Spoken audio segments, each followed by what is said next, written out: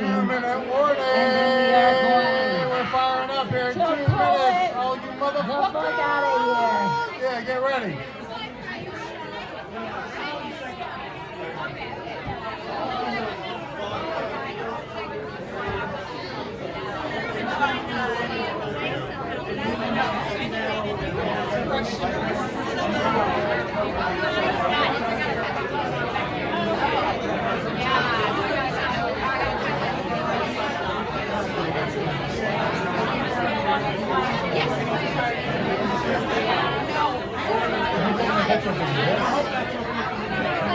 All these people.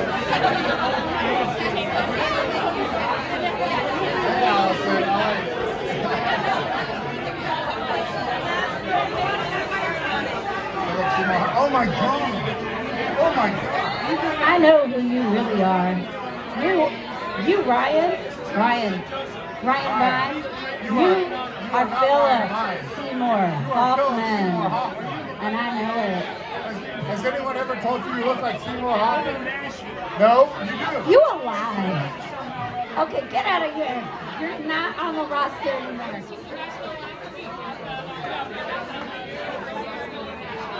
UFC. Oh, really?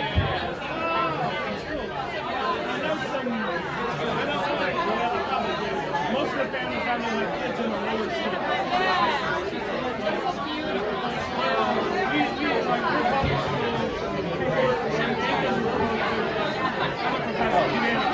I love you, I love you, I love you.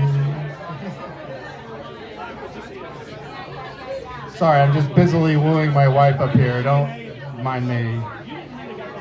You've got 90 more seconds. Jerry, where are you? Jerry, we need you.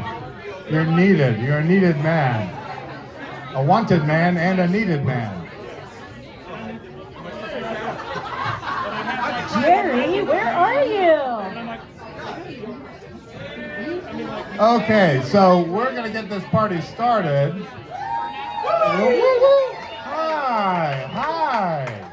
Hi. Oh my gosh. Welcome to. What exactly are we doing here? We don't know. Nothing good. We're up here for no good at all. So the big question is, can y'all hear in the back? You can. Okay, so you can hear us. Okay, thank God. We're just having a party. Welcome to the last party of AWP, motherfucker! All right.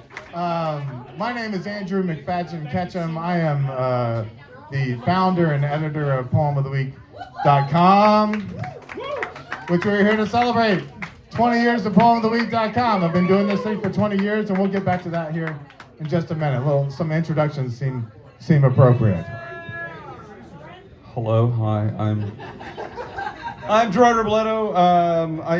We're doing this tonight. I'm the founder of Last Rites Literary. Well, no, it's not a foundation yet. Last Rites Literary Reading Series in San Antonio, Texas. Last Thursday every month.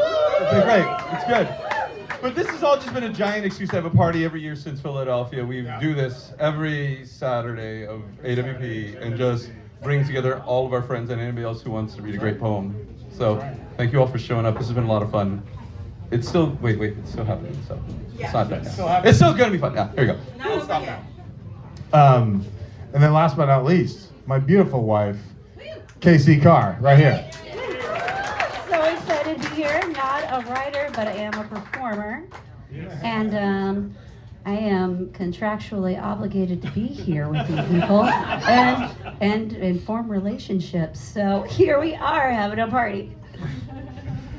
That was a joke. If you didn't get it, a round of applause for KC Carr right here. I took a picture earlier with her and Khalisa and Monica, and I think I've determined it's the hottest picture at AWP. All right. We don't fuck around here. Okay, so how exactly are we going to do this? So I'm going to read the introduction. So I've been doing Poem of the Week for 20 years. PoemOfTheWeek.com for 20 years. Yeah. Many of you here have been on the website. Many of you here have been with Last Rites, and many of you here are just fans of what we're doing and fans of these poets. And that's just the number one big thing I want to say. I'm looking out here at this crowd and seeing all these people that I know and a lot of people I don't know. And it's just absolutely beautiful. You guys are fucking gorgeous. Give yourselves a round of applause for being here. It's the end of a long AWP. If you had a bad day, and that's probably true for about 99% of us, this is going to be the beginning of your good night. All right. So, can we? Would you like to comment about my clothing? I mean, I think I look great. I don't know what you think, but you were supposed to wear a pink tie and you had a T-shirt on. Well, so I didn't. You asked me to coordinate with you, and I never do. I didn't. I'm only going to wear black. That's the problem. You failed us. Next year, okay. Anyway, Here's the why here's the super ego. Yeah. I got black shoes. This is the most angsty, poety thing that you could do, is not color coordinate with your crew. All black. Yeah. Okay, so if you haven't figured it out yet, we're here to have fun. We're also here to celebrate 20 years of poemoftheweek.com. And before I say anything else, we're out of copies. I've got like 3. But you see the QR codes that are around and about? If you hit that QR code, and you put in the discount AWP 2026, it's $15 and free shipping. So you don't have to put it in your bag. You don't have to do any of that. And we will also, if you are a professor or a teacher in general who's out there needing to have books to spread to the world, we will absolutely send you a PDF copy. Just let me know that you need it. And if it's to your liking, then we would be delighted if you taught it in your classrooms. And I mean, you know, like, we already have an amazing list tonight, but Martina Spada, Blas Falconer, Nick Flynn, C. Marie Furman, Ross Gay, Arceneaux Germain, Holly Goddery, Eugene Gloria, Lariana Guerrero, Tammy Howland, Forrest Hammer, Sam Hamill, R.I.P., Jeff Harden, Gustavo Hernandez, Lee Herrick, who's here, Ishmael Angalu Hope, who's a Inupiaq, just like my children. It's a fucking unbelievable list of people who are in this thing. And I just, you know, we just have to celebrate. I'm going to read the introduction. Don't worry. You're like, oh my God, this is going to get really boring. It'll just take a minute. And then we'll get to the readers. And, you know, when I start crying, please give me some love, because I'm going to cry. It's involved. Yeah, I'm a poet. I'm such a poet. Allison has known me for 20 years. Poemoftheweek.com is an act of sharing, of giving, of gratitude, wrapped all into one. Much like the 1,500 poems that make it, and the 100 poems that compose this anthology, 20 years in the making. No matter what a poem says, or who wrote it, or where they were when they wrote it, or in what ways it fails and succeeds, a poem, I have a definition of a poem, it's right here, is an act of sharing, of giving, and of gratitude. I think I got it. I was feeling all of the above when I founded poemoftheweek.com in the fall of 2006. I was in my first semester of graduate school at Southern Illinois University, Carbondale, where Allison Joseph was my second poetry teacher. In my first poetry workshop, Professor Judy Jordan handed out a hand-scrawled list of 100 or so books she expected us to have read by the end of the term. Slow and deep breathing. That's our Judy, baby. And so I got to work, and by week 4, my mind was swirling with a poetry I didn't know existed. Living poets writing living words that leapt off the page and seeped their way in. I dreamt poetry, writing it, reading it, meeting the poets who had somehow written the poems that astonished me so. That's right. I discovered that more than anything, I wanted to share.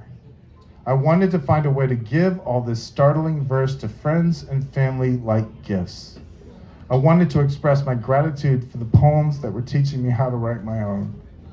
I wanted to express gratitude for poetry itself. The idea was simple. Email a listserv of friends, colleagues, and family each week with a poem. A listserv is like a group chat, if you don't know. With a poem. About half of you know. And the other half is like, what the fuck is this? And family each, yeah, right. I called people on the land. Don't you call me on my cell phone. Okay, all right. Colleagues and family each week with a poem from one of the books I'd read for class. My first selection was Mount Pisgah from James Kimball's masterful The Gatehouse Heaven. Mount Pisgah wooed me with its sonnet-like structure, how it managed in 16 lines to open a complex world of water and snakes and silence and moons, all in a local language just about anyone could enjoy. I sent that first celebration off in an email and never looked back. That listserv quickly turned into poemoftheweek.org in 2007. Back in those days, the debate between web and print was only just brewing. Very few journals were online. Few literary publications or institutions resembling poemoftheweek.com existed. Now there's a bunch of rip-offs, and we won't say anything about that. But back in those days, it was literally like, John Tribble was like, you can go online if you want, but I don't know, man. And it took off. For the first 10 years, he wasn't wrong. Here we are, 20 years later, after he told me those fateful words. For the first 10 years of poemoftheweek.com's existence, I hand-selected every single weekly celebration and interviewed the poets about their process, lives, and work. 20 snippets of these interviews appear throughout the anthology. They're like little, what do they call them? Like Easter eggs in a movie, it's like just these little surprises. While this method proved fantastically effective, by year 10, Poem of the Week had amassed over 10 million hits, and I don't even know what they are anymore because I just don't care. I felt the website needed an evolving aesthetic, fresh eyes with a fresh vision of what a great poem could be. For the 10th anniversary of Poem of the Week in 2016, I redesigned the website, switched over to the .com, and started employing the assistance of guest editors, including Philip B. Williams, Mark J. Bruin, T.R. Hummer, Judy Jordan, Tyree Day, Ocean Vyong, Vandana Khanna, Luke Johnson, Angela Narcisco Torres, Cyrus Castles, C. Marie Furman, Michael Walsh, Gerard Robledo, Karen Carr, Sheila Black, Halle Gaddery, and Lee Herrick, who's reading with us tonight. Give him a particular big round of applause. I am ever so thankful for their assistance in selecting celebrations for the past 10 years, and for particularly their service to the poetry community itself. It is no easy task to select 16 poets off of one's bookshelf to celebrate when there are so many poets to love. That's right. Which brings us here today, another 10 years later, 20 years after that first celebration. How to select 100 poems from the 1,500 plus on the archive. You read and read and read some more. You come up with rubrics to determine the greatness of a poem that would make Dr. J. Evans Pritchard cringe. It's amazing to me that joke still hits. If you don't know that joke, ask someone who does. If you print out every poem you ever celebrated, throw them up in the air at the park, and snag 100 poems as they fall out of the sky. You come up with lists you then delete. Anything to get to re-know the work you have created until the subconscious starts speaking names and you write them down. The result of that process is in my hands. 20 years of poemoftheweek.com represents, listen to this is important. It represents some of the best North American poetry published since 2000, and is the first truly comprehensive anthology of 21st century North American verse that we have. There's a reason for this. Unfolding in real time and chosen by a diverse selection of accomplished editor poets, the 100 poems enclosed aren't just poems I love, or ones poemoftheweek.com's guest editors love. They are poems that speak to the community and the times we share and that have held on to us ever since we read them. That's right. Ultimately, 20 years of PoemOfTheWeek.com is a communal act all poets and lovers of verse can claim and gift as their own. It is my great hope that you'll read this book and feel that it is yours. That's right. It's our book. Yes. Yes. All of the books we write are our books. Yes. All this stuff about me, it is about us. That's right. These are books that matter to us. To loan to friends, to read again and again, to assign in your classrooms. There's a poetry here that can speak to us all. And you're going to experience a lot of that tonight. The large and the small parts, and often the parts we're afraid to share. Indigenous poets we found here. Queer poets, Yes. Black poets, Yes. poets with disabilities and disabled poets. Poets you have known all your life alongside poets you'll have to Google. That's right. Right. That's what this is about. We're finding the good poetry, not just the good names. Right. Each page, I pray, is a delight. I hope these verses bring you to tears. If they make you angry, don't bitch. Go write a poem about it. That's right. No matter what your poem says, or who you are as you write it, or how it succeeds or fails, be sure your poem is an act of sharing and of giving and of gratitude. That's it.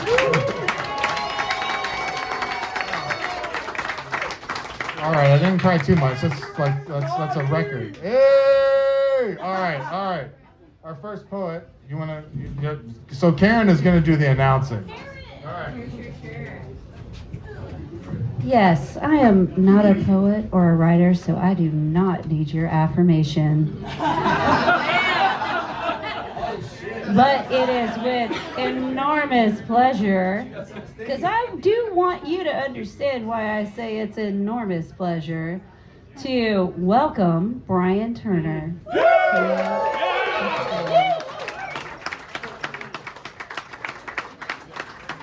All right, before we get started, who likes dogs? All right. Got some socks, free socks. Okay.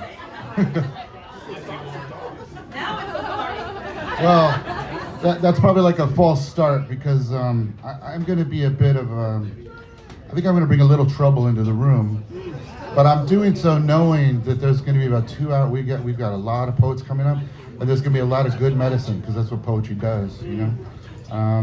But I'm going to start because like today I was talking with Ryan a little earlier that the 82nd Airborne's like their headquarters unit their orders were stopped for them to go to do training down at Fort Polk, which is usually, like, from my memory, is like a month long usually.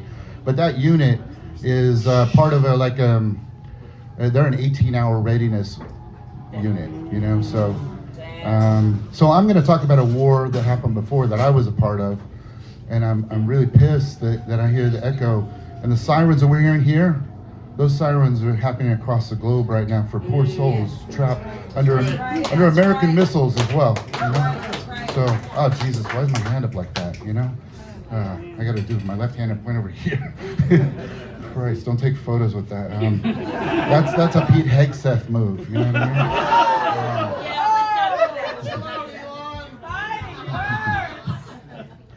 mean? The soldiers enter the house. The soldiers enter the house.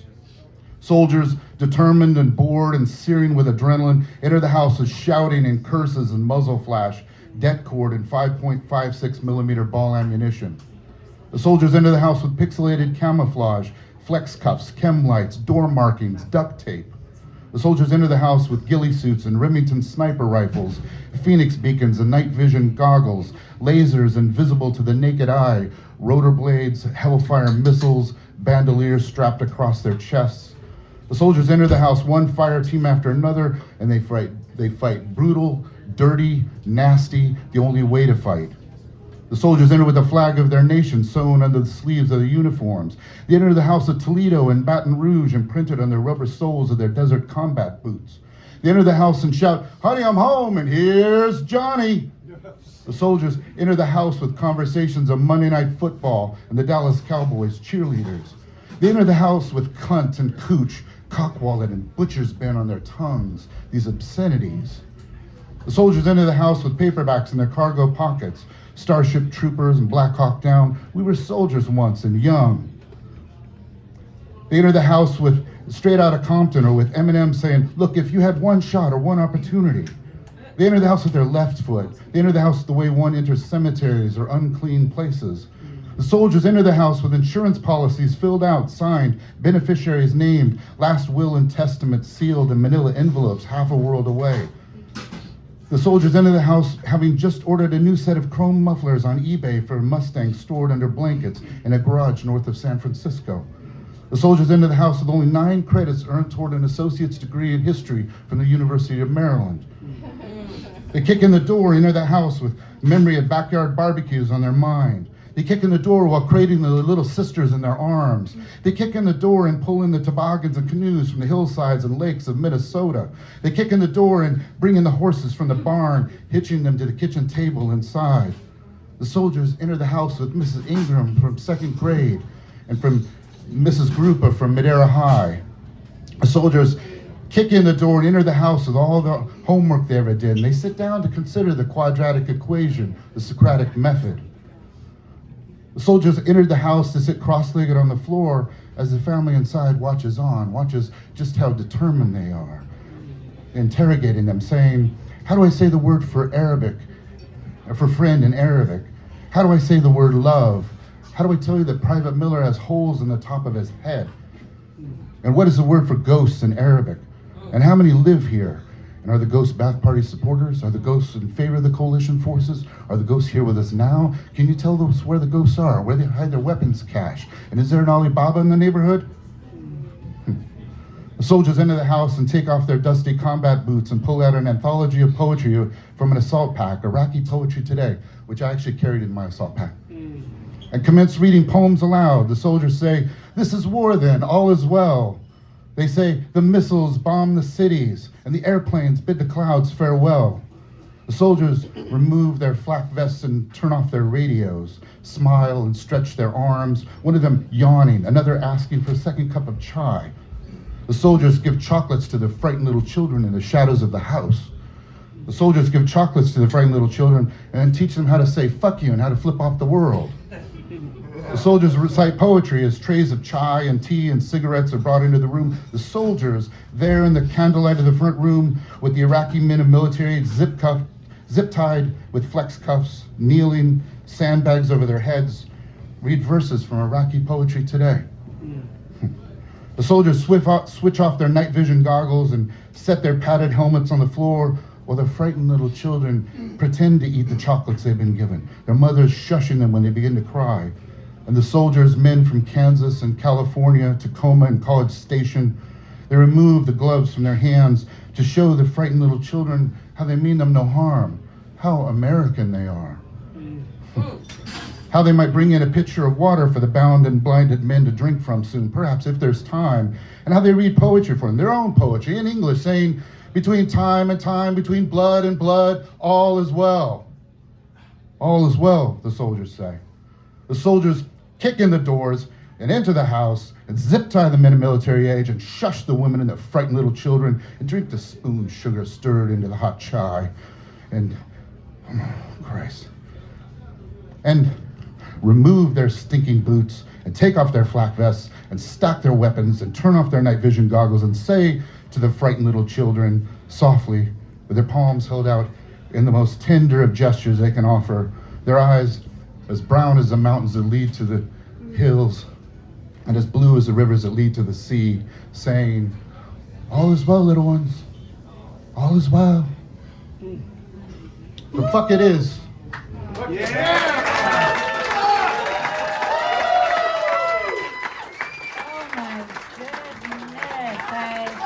As a lover of many languages, I really appreciate those questions.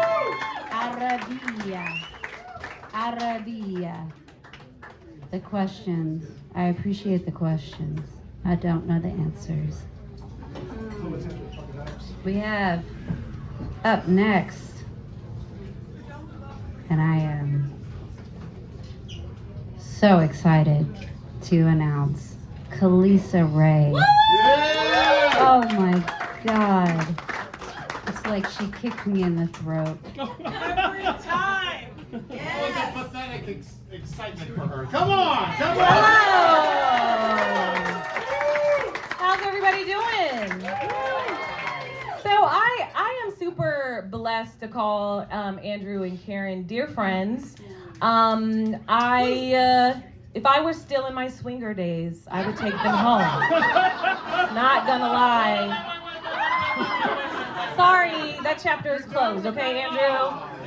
That door is closed. I'm married, all right?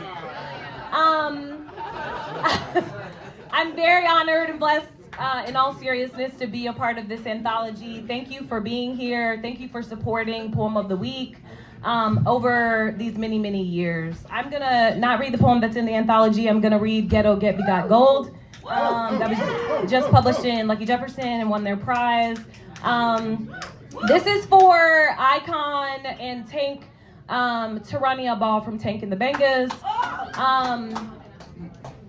Once, in a group chat, a black poet I respected got the nerve to call my name Ghetto.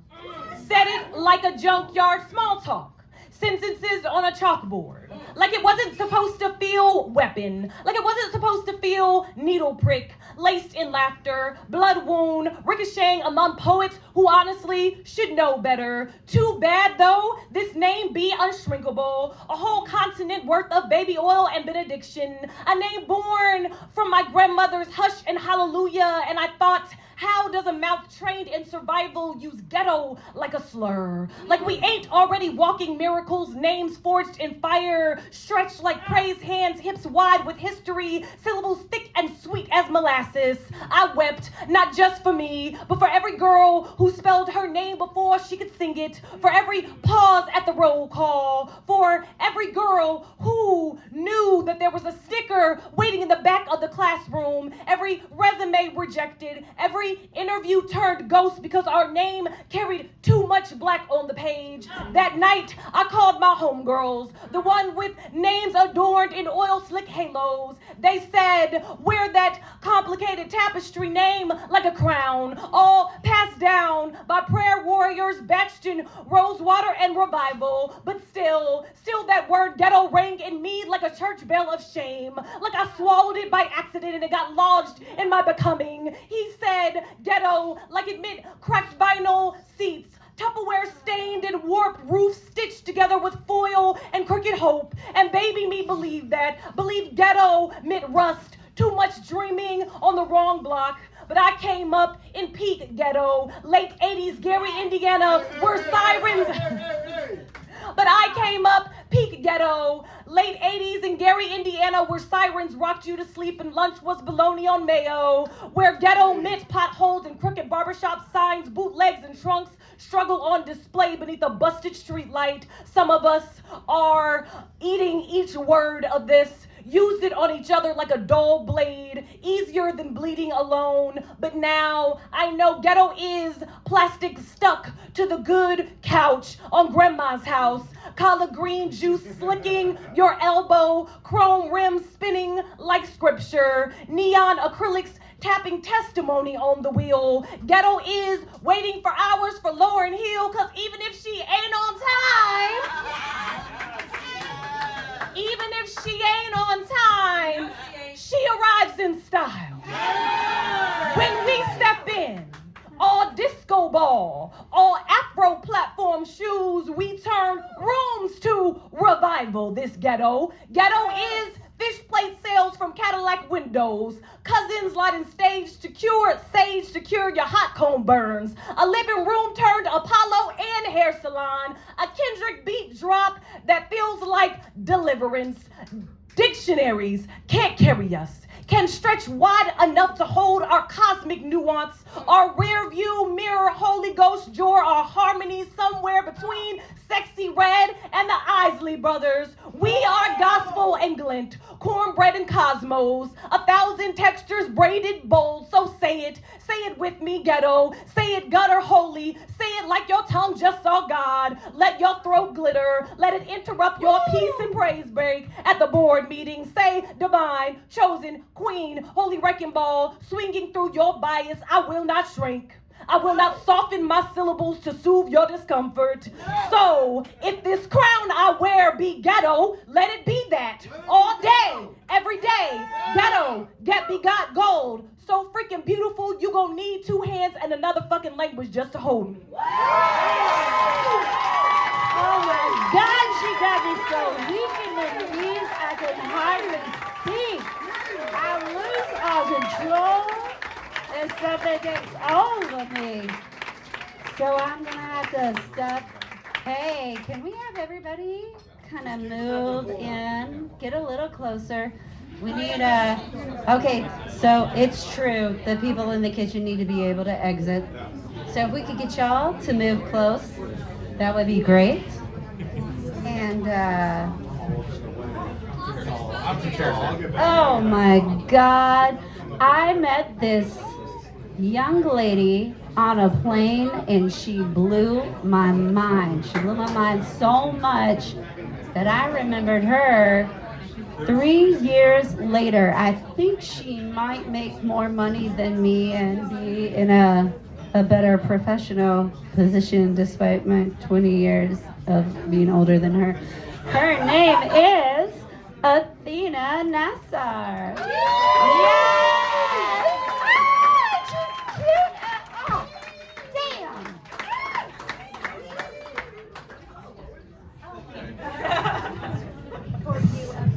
Thank you. Yes, that's perfect. Thank you. Hi. Hi. The Ku Klux Klan burns a 6-foot cross on my grandparents' yard, 1972, a reimagining. 1 year before my mother was born into this burning world, her fleshy body swaddled like the wick of a torch in a soaked rag, her scrunched nose and lips red as river mud, yawning into a cry. More than a decade after Mildred and Richard were grabbed from their bed, flashlight flicked like kerosene onto their faces and dragged into the cold of a Bowling Green jail. After Loving v. Virginia, they came, their chants rumbling from the sediment of their throats. My grandmother's black breast, stalk of rhubarb, rubber stripped by the paring knife of my uncle's milk teeth, hung from the folds of her lifted shirt when they came, with their cross, hammer, nails, and chisel, their torches dipped in animal fat. My grandfather at the foot of her lazy boy, his knees purpled by the carpet as he burrowed the blunted shovel of his body into prayer. What if my grandfather, youth pastor, hadn't disavowed the white church when they turned away the inner city boys he played ball with long after the last school bell had rung, dunking on one another until the sun, that deflated tire set aflame, dipped below the backboard? What if God hadn't told him my grandmother would be his wife? If Mildred and Richard, maybe my grandparents wouldn't have had to pack the diapers and the banjo, its loose strings strung out like muscle, and the Bible, its highlighted scriptures wet with birdsong, and leave the state in their station wagon before light slashed through the drum of morning. Maybe I wouldn't have been so hurt into poetry, the chiseled stake of language driven into the damp ground of my ribs. I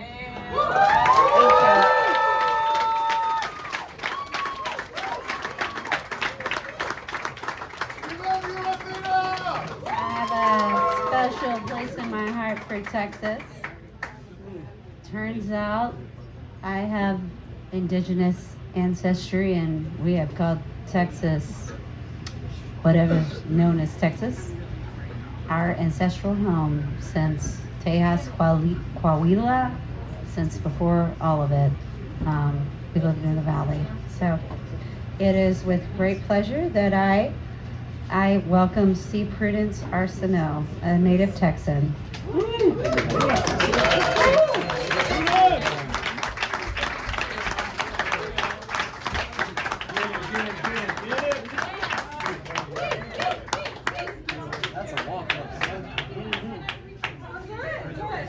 just have to. Oh, it's really hot back there, y'all.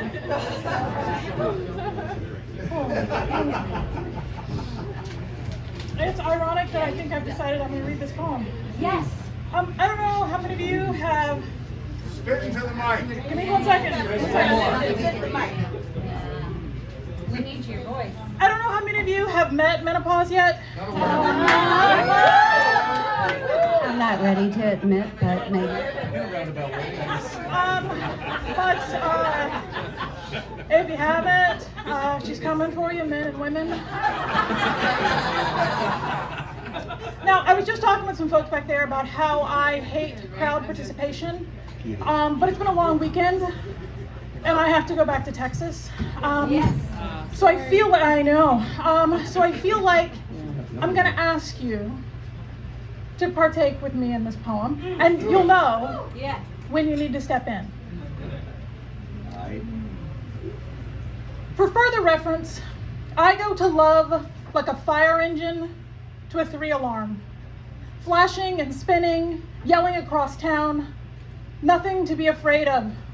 The ceiling falling, windows concave, doors bowed and stiff. My body parts fall too, like I was made of heat. Everyone watches, chest clutching, pointing. Inhalation will surely be the cause of my death.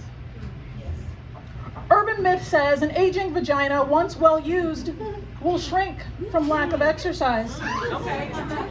I would think, instead, like the collar of a sweater, stretched, gaping, or a fish out of water, grasping for purchase.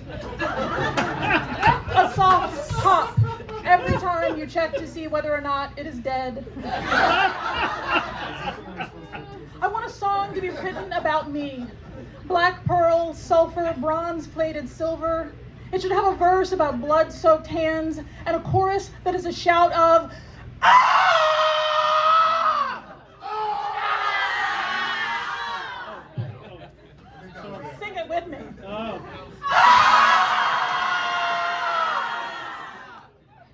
It won't be a song where someone stares into the windows from the end of a driveway on the last note.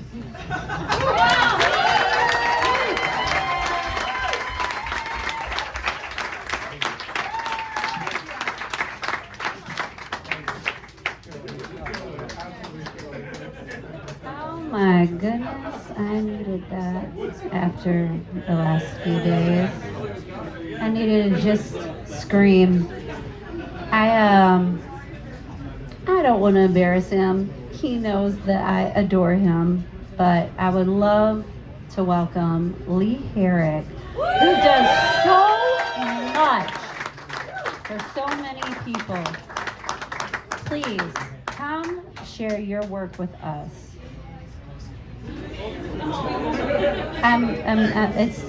Please hurry, because it's taken everything not to say all that I really feel. We love Lee. All right. Hi, everybody. How are you? I'm going to ask everybody to make some noise, too, in a second. Obviously, for Andrew, 20 years of this, and the team, Karen, but also all the work that all of you do in the communities with your work, your writing.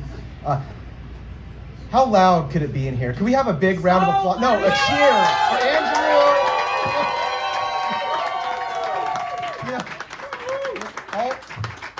Always, that was nice. Always the organizer, Andrew, looked at me, thought he was talking about the mic, and he said, "No, go like this." Talk the mic, bro. Let's see. So, are there any people in here who play word game like Scrabble, Jumble, Wordle? Oh, my people. And I'm a total etymology geek. And so this will maybe make sense in the poem.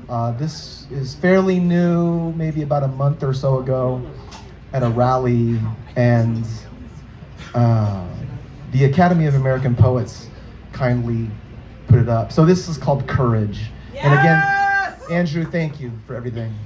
Thank you, Lee. Courage. I almost stopped believing in the ocean.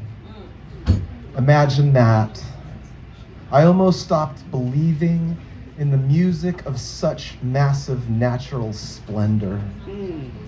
I had lost sight of it, lost sight of hope, because innocent people were killed by people in masks, hiding their faces, their shame parading as providence, their weakness posing as policy. But then I remembered the tides.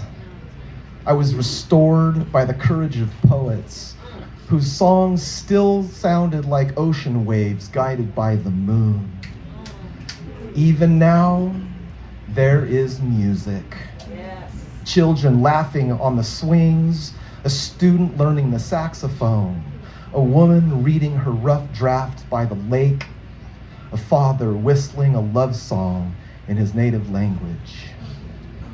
Courage is from the Latin word cor, which means heart, which means we are a heart of poets, as in take courage, take heart, which means take courage. In the widow, she was grateful for your encouragement, your giving heart, as in the heart of your convictions.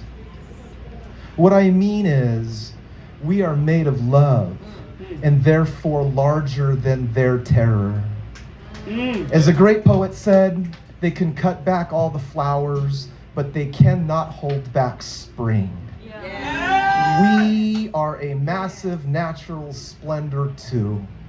In the end, all we are is love and love and love. In the end, the ocean and the music might save us. Meet me at the beach. Bring your light. Bring your songs. I'll wait for you.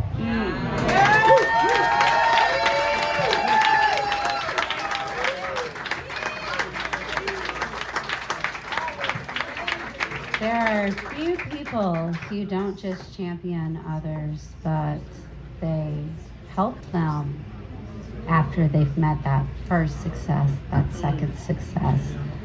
And one of them is Allison Joseph, right here. Yes. And the other that I have personally witnessed is Lee Herrick. And you have my respect forever for doing that. You don't just let your little goslings out into the world. You shepherd them in. So thank you. The next poet that I am going to introduce doesn't really need a lot of introduction either, but I do personally know of people walking blocks and blocks to see her speak in Nashville, because in Vanderbilt, if you don't go to Vanderbilt, you cannot see her. So please welcome Paisley Rekdal. Please give her some love, some support. Welcome and thank you. Thank you. Thank you all for this and for coming out, and thank you so much for all of the work you guys have done for Poem of the Week. Andrew, this was amazing. So I actually am not reading anything new. I'm reading the poem that does appear in the anthology, because I remember the thrill I got when I was a baby poet, which was just yesterday. Though this is like living in a hot flash, so this has been great. You were never a baby. I was never a baby. I came out middle-aged and bitter. Yes. Here I am to share that with you tonight. Anyway, but I remember being so thrilled when this poem was taken. So thank you, Andrew, and thank you for all the work that you guys have done. Why some girls love horses. Oh, yeah. And then I thought, Can I have more of this? Would it be possible for every day to be a greater awakening? More light, your face on the pillow with the sleep creases rudely fragmenting it. Hair so stiff from paint and sheetrock it feels like the dirty short hank of mane I used to grab on Dandy's neck before he hauled me up and forward. White flanks flecked green with shit and the satin of his dander. The livingness, the warmth of all that blood just under the skin and in the long, thick muscle of the neck. He was smarter than most of the children I went to school with. He knew how to stand with just the crescent of his hoof along a boot toe and press incrementally his whole weight down. The pain, so surprising when it came, its iron and tension sheathed in stealth, the decisive, sudden twisting of his leg until the hoof pinned one's foot completely to the ground. We'd have to beat him with a brush to push him off. That hot insistence with its large horse eye trained deliberately on us to watch. Like us, he knew how to announce through violence how he didn't hunger, didn't want, despite our practiced ministrations, too young not to try to empathize with this cunning, this thing that was and was not human we must respect for itself and not our imagination of it. I loved the horse because I could not love him any more in the ways I taught myself, watching the slim bodies of teenagers guide their geldings in figure eights around the ring as if they were one body, one fluid motion of electric understanding I would never feel working its way through fingers to the bit. This thing had a name, a need, a personality. It possessed an indifference that gave me logic and a measure. I too might stop wanting the hand placed on back or shoulder and never feel the desired response. I love the horse for the pain it could imagine and inflict on me. The sudden jerking of head away from halter, the tentative nose inspecting first before it might decide to relent and eat. I loved what was not slave or instinct, that when you turn to me, it is a choice. It is always a choice to imagine pleasure might be blended, one warmth bleeding into another as the future bleeds into the past. More light, your hand against my shoulder. The image of the one who taught me disobedience is the first right of being alive. Thank you. Thank you, Paisley. Our next reader has been trying to convince me since 2006 that he is not, in fact, Philip Seymour Hoffman. He tells me his poet name is Ryan Vine. Please welcome Ryan Vine, who I am very sure was in the Hunger Games, to the stage.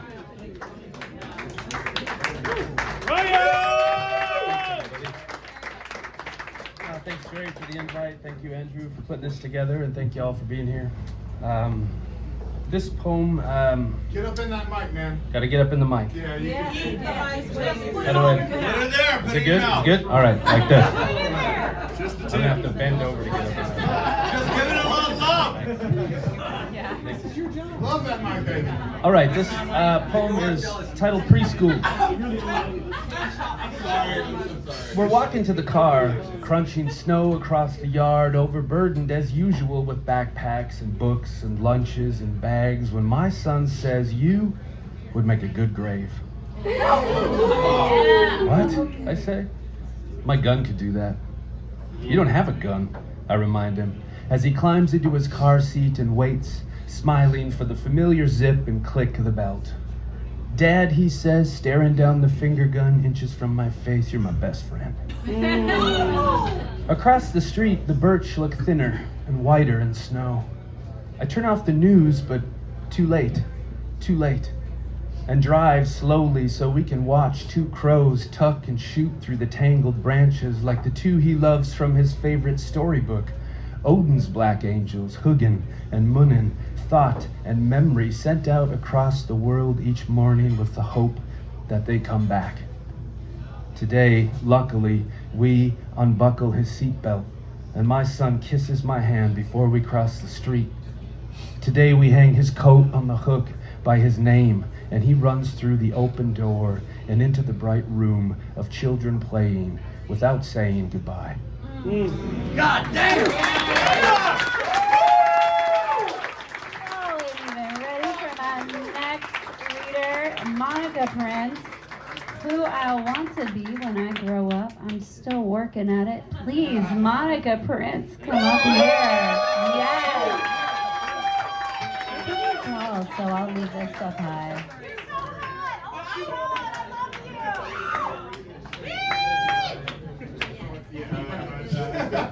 Hi!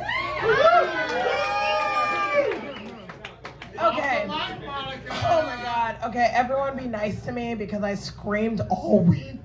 You hear the trash of my voice right now. I'm doing my best, so be nice to me. All right. Ooh, the dress has pockets. Yes, the dress has pockets, y'all. Everyone say thank you to Danielle Brown, who I stole this from. Okay. Oh my God, I'm so angry about my voice right now. Okay. So I'm gonna read a poem not from the anthology, only because I read it yesterday morning. If you missed our panel, you missed it. Mostly because I make Andrew call me a bitch real loud. I think I had to call you like a bitch and a whore. And a whore. You said a whole bunch of real aggressive shit. It was fine. I did. I asked for it. Anyway. Okay. Sorry. Oh my God. I can't do this reading. Okay. Hello. I am Monica. I'm going to read you from my latest collection.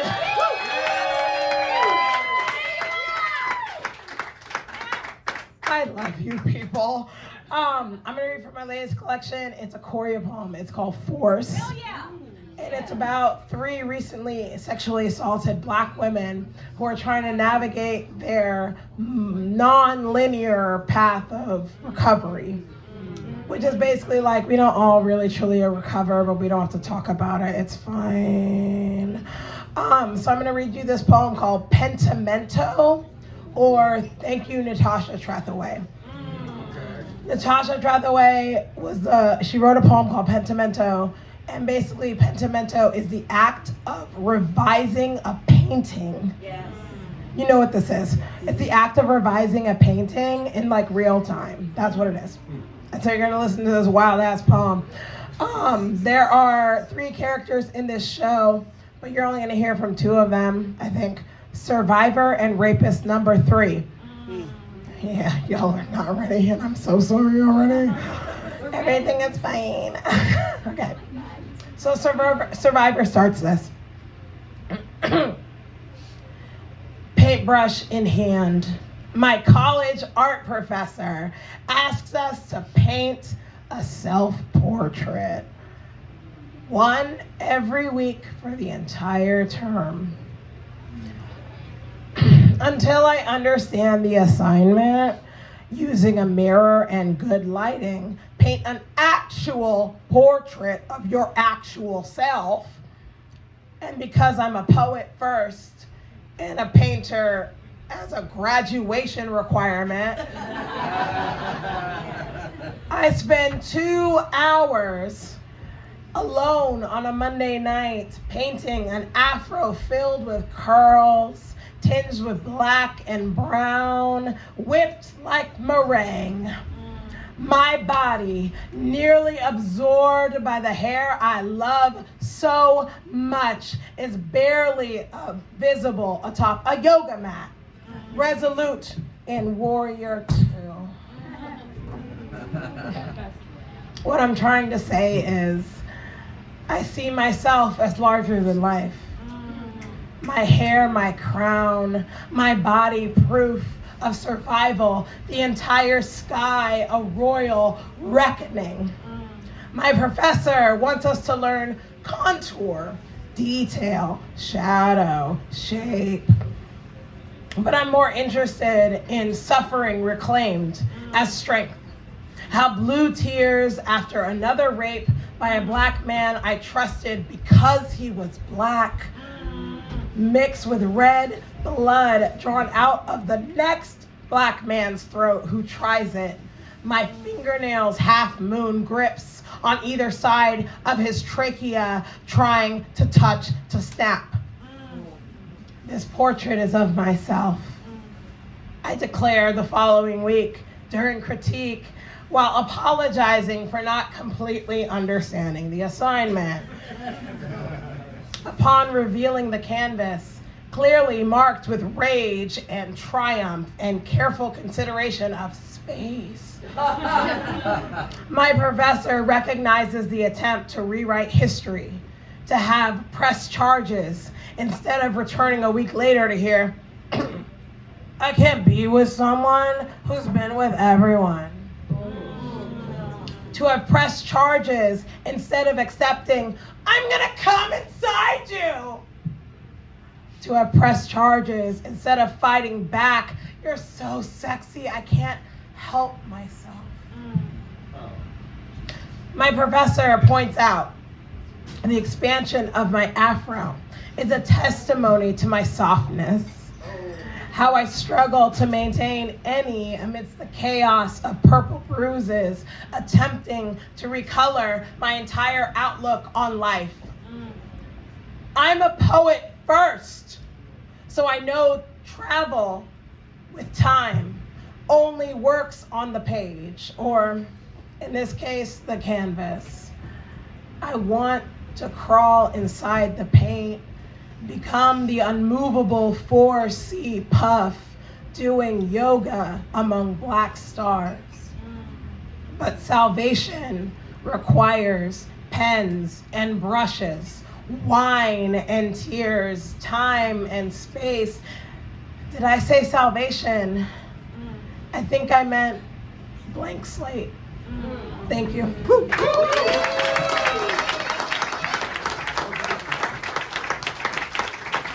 Penultimate reader, Randall James, and penultimate for an intermission. It's not the end of the show. Please, Randall James, join us. Oh, thank you so much. Thank you.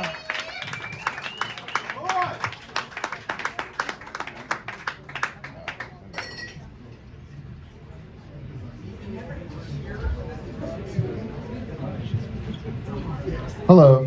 Hey. Basically, I'm going to read a poem that was an attempt at a love poem. So we'll see how that goes. The poem is called Untitled Love Poem. It's also called Shoplifters. My brother's only advice for love was find a queen that steals. And I have found you. Take me by the hand, lead me. I'll walk in your footsteps down the aisles. My best man has blocked security's line of sight with blackness. Are you really going to support capitalism? Steal the marked up food. Call me over when you're done. Hug and kiss. It's okay to make eating noises on one another's cheek in public. Nom yum nom. This always goes on too long for everyone. Love, I want to lie on the softest part of your thigh. Love, I want to know which of your armpits stinks more than the other. You laugh, and that's all I've ever wanted. The police are called. I'll get carried away from you, unsure with nowhere to go, the cardiac nothingness, the houseless heartache you realize has always squatted within you after I love you. Thank you.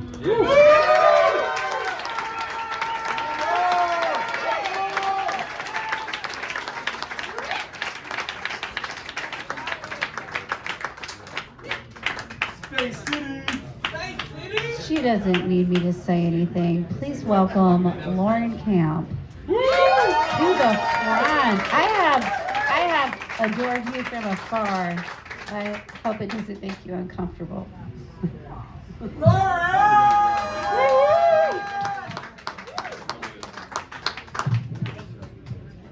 Hello, good evening. Yes. I don't know if you all are as tired as I am, but probably. Yes. Correct. Yes. So Andrew asked me to read the poem that's in the anthology, and I am not doing that. So get the anthology to read all of our poems that are not being read. Donovan had my book, so I'm going to read you a poem from my brand new book.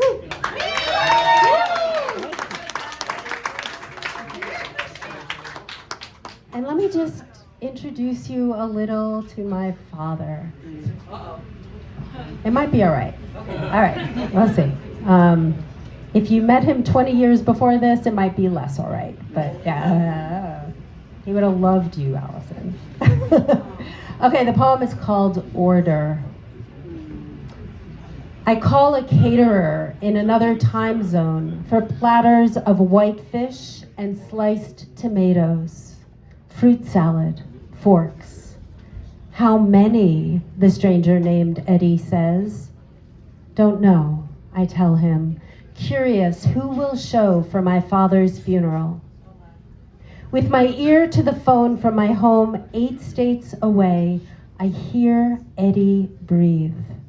He asks, when do you need it? The restaurant behind him hums and clinks. Those sounds wake me up, make me glad. What a nice luncheon it will be. Not sure, I tell Eddie. It's all up to my dad. Perhaps the distant edge is right next to me. Eddie has an accent. His voice is soothing, with smoke at the ends of his sentences. Don't worry anything, he says. It's as if he can steady the world I'm suddenly in. We discuss bread. How much? Dark or light? It is casual business. I hang up and FaceTime my dad, who has been dressed in a bright orange shirt. He leans against a pillow, same place he's been for many days. His eyes are open, but the hospice nurse says he can't see. His eyes, brown for all his life, have turned gray, blue, other silent colors. Is he permeable? Nothing moves. He is afraid of death. The mourning doves fumble outside my window. It is spring. They sing their dubious defenses. I wish he could still talk to me, say all his nothings and donut choices. The stillness grows loud. I get off the phone and recite the simplest prayer of future. Don't worry anything. Every day I see my dad clenching, his hand a fist. His hand holds everything I am. Thank you, Andrew, Karen, Jay, everybody.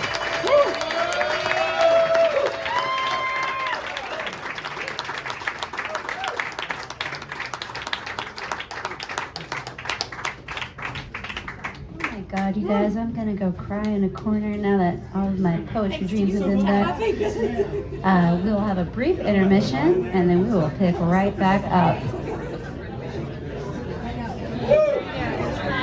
Don't forget to grab your boozy beverages, order your food, drinks, do whatever. Like, let this bar know we love them. And they haven't called the cops on this yet. We totally sprung this on them last minute. Thank you. That's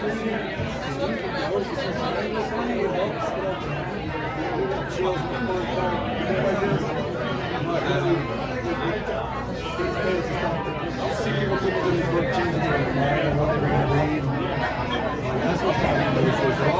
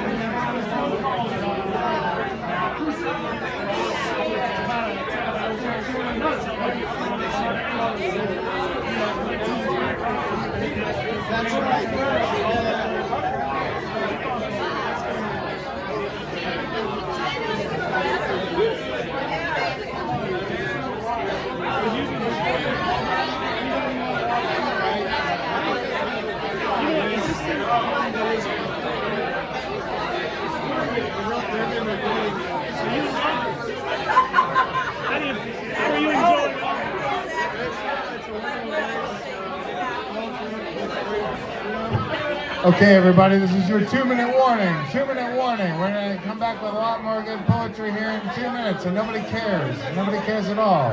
Nobody's noticing me at all, except these people right here. They're beautiful. The rest of you are vagabonds. Oh, we got Allison's also paying attention to me. Can anybody hear me?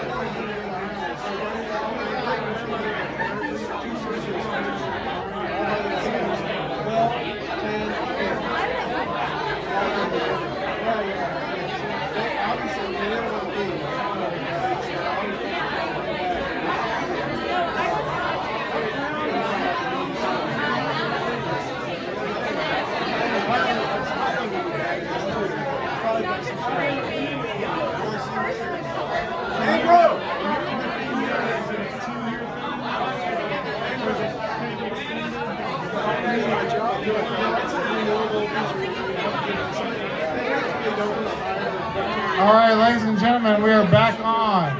We're back on. Our crowd is thinned out a little bit, and that's what we like. We like it to get a little more chill, a little less standing, a little more still. You know, what you got to say? Hello? Hello, hi. Can we, hello, hi. Hold on.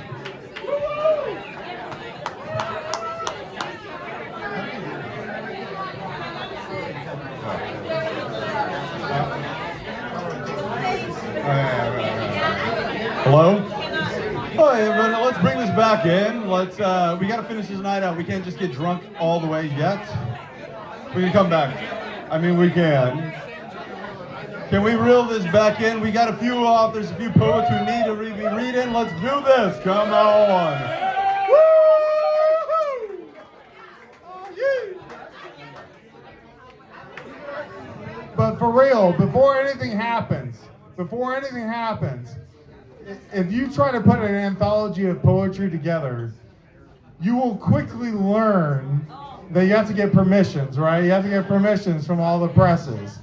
And there's one particular human being in this room, and he's so embarrassed that I'm doing this right now. I know he is. I don't even where. Yeah, there he is.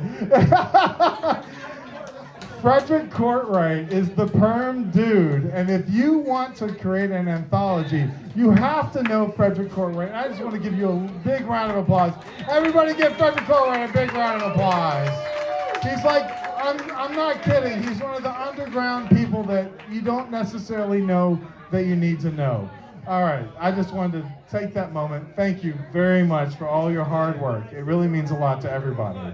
Okay, baby, here you go. I just want to remind everyone it is hard to bare your soul like this, whether you've been doing it 40 years or 4 seconds. And I just want this to be like a, I don't want to say safe place, but like a welcoming place. Like, we want your new stuff. Anyway, that's right. That's right. Our next performer is Dorsey Craft, and she's going to grace us with her. Hello. We made it. It's Saturday night. I'm gonna read my favorite poem for my forthcoming collection, Brief History of Accidental Inventions. This is called Essay Against Metaphor. My baby has become a gun. His mahogany stock snug on my shoulder. He is thin, hard, gleaming. He opens his mouth and reports, and automatically the milk lets down. At the artist residency, I see the printmaker gather grass to create texture on copper, and I see the sculptor fill a bucket with dandelions to make wine. I go out and plant my head against a birch tree. I sit in my room naked and write. White crabapple trees blossom in the poems, and I think about metaphors. Metaphor from the Greek, to carry. Metaphor, like when Plath said she boarded a train, there was no getting off.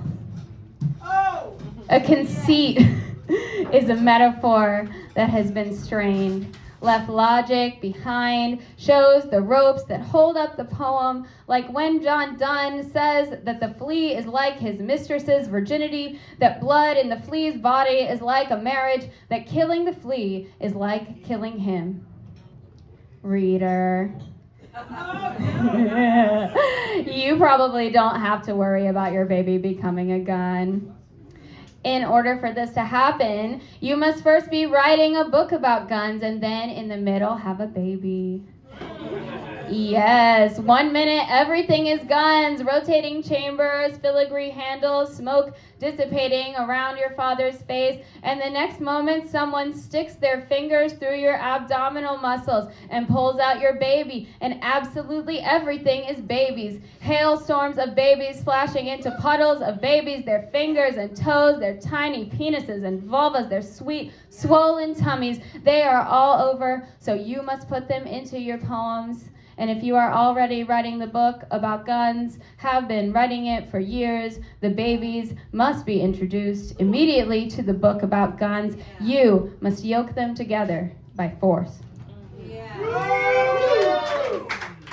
I am reading about the gun in our cultural consciousness. I am reading about how the gun is our id.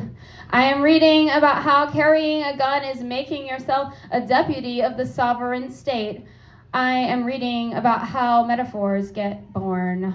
I am reading about how a deer can become a metaphor, about how a gun can become a deer, about how anything can turn into anything, and that is why metaphors cannot be kicked out, and deer are often infected with fleas, and babies are not like guns, but mine is.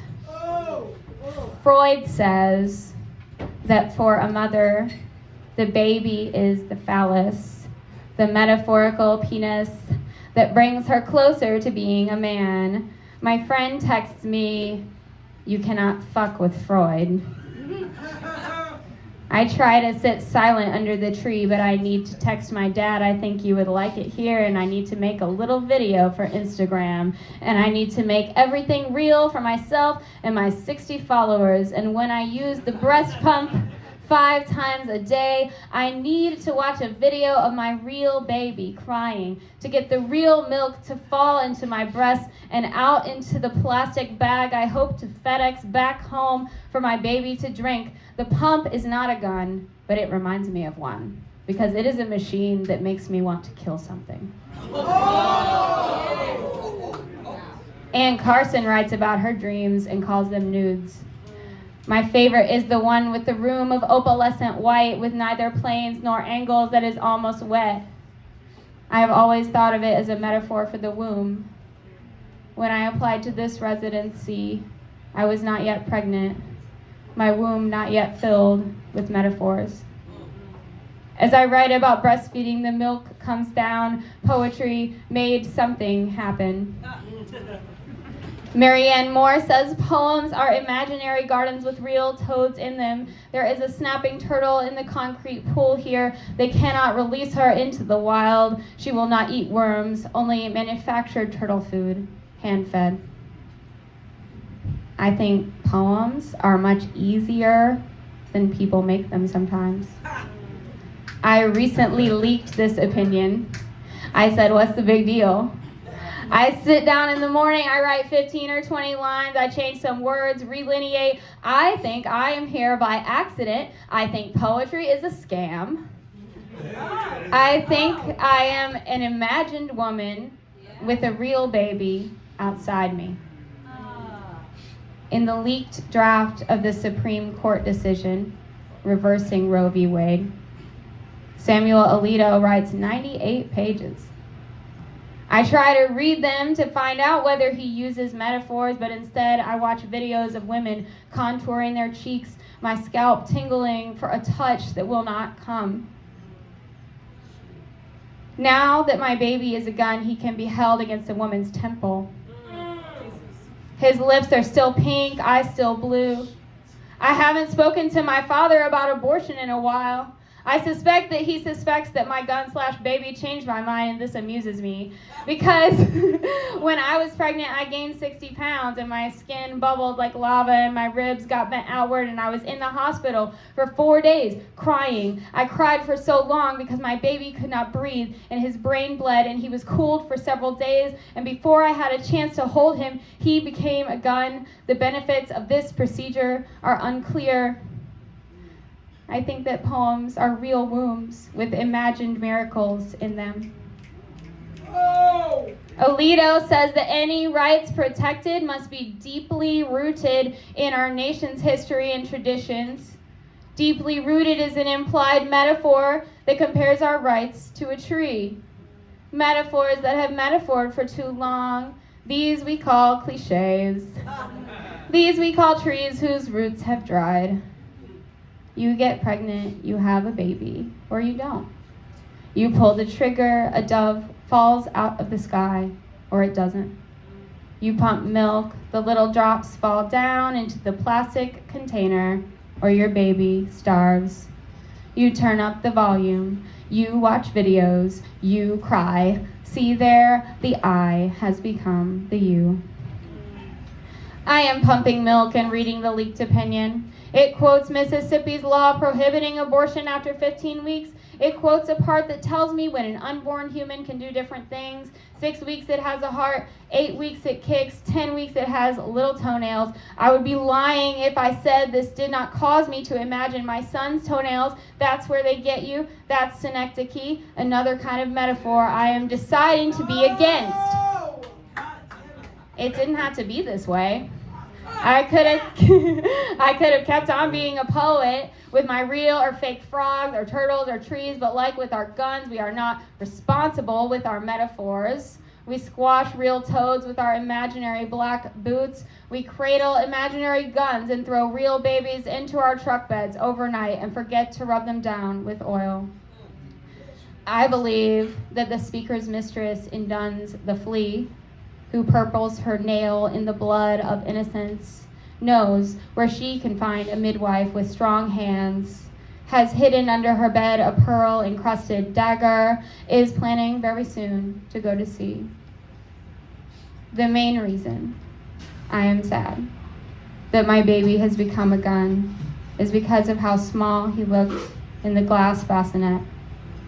How as I tried to pull him off my nipple, he kept right on mouthing, tenacious, a dandelion. Thank you.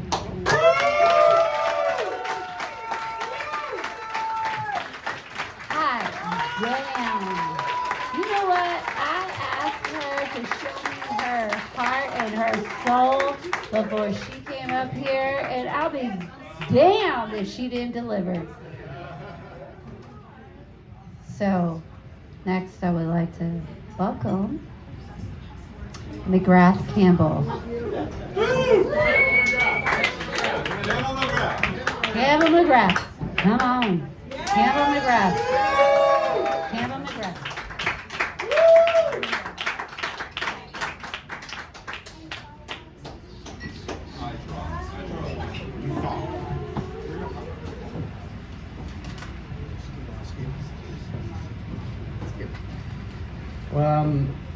I was gonna read this poem, and then I decided I was a little bit outgunned. That's the metaphor, playing off the previous metaphor. But I've decided, rather than fight fire with fire, another metaphor, I'm gonna go ahead and read the original poem I was gonna read. It's a poem about the late, great David Berman, rock star and poet, from the Silver Jews and other stuff. And I know it.